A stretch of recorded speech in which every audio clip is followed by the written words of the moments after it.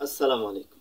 আজকের ভিডিওতে এমপিভুক্ত শিক্ষকদের ঈদ বোনাস এবছরে ঠিক কত টাকা বৃদ্ধি পাচ্ছে এবং ঠিক কবে নাগাদ এই বোনাসটি আপনারা পেতে যাচ্ছেন সে বিষয়ে আলোচনা করব। যাদের প্রয়োজন আছে তারা এই ভিডিওটি দেখতে পারেন, আর প্রয়োজন না থাকলে স্কিপ করতে পারেন, কোনো সমস্যা নেই। এবং এই চ্যানেলটিকে যদি ভালো লাগে তাহলে সাবস্ক্রাইব করে দিবেন, আর একটা লাইক কিন্তু দিতেই পারেন। তো চলুন আমরা আজকের মূল আলোচনায় চলে যাই। অন্তর্বর্তী সরকারের সঙ্গে এমপিভুক্ত শিক্ষকদের নানা রকম আলোচনা এবং দর কষাকষির পর এবারের ঈদ বোনাসটি কিন্তু হতে যাচ্ছে। অন্তর্বর্তী সরকার তার নিজের থেকে কিন্তু এবারের এমপিওভুক্ত শিক্ষকদের জন্য বোনাসটাকে বাড়িয়ে দেওয়ার জন্য অনেক রকম চেষ্টা করেছে। তবে তা সত্ত্বেও সরকারের কিন্তু নানা ধরনের সীমাবদ্ধতা রয়েছে।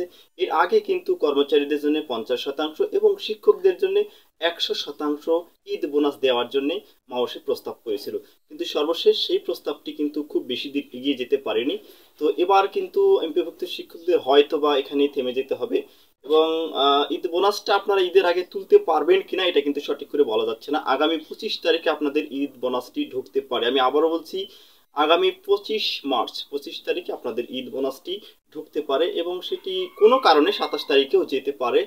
তো যাদের কার্ড আছে তারা হয়তো তুলতে পারবেন, কিন্তু চেক দিয়ে ঈদের আগে তোলা সম্ভব হবে কিনা সেটি কিন্তু বলা যাচ্ছে না।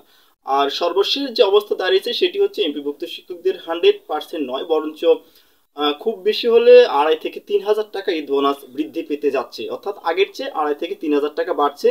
এবং কর্মচারীদের জন্য এই বিষয়টি কিন্তু আরো একটু কম, অর্থাৎ 500 থেকে 1,000 টাকা কর্মচারীদের জন্য বাড়তে পারে। তো এটাই হচ্ছে সর্বশেষ। এই বিষয়টি মোটামুটি নিশ্চিত, আপনারা ধরে নিতে পারেন যখন ব্যাংকে টাকাটা ঢুকে যাবে বুঝতে পারবেন, শীঘ্রই ঢুকে যাবে। তখন হয়তো আপনাদের মনের অনেক ক্ষোভ আছে আমি জানি, কিন্তু কিছু করার নেই, সরকারের সিদ্ধান্ত মানতে হবে। তো সবাই ভালো থাকবেন আর চ্যানেলটিকে সাবস্ক্রাইব করে দিবেন। ধন্যবাদ।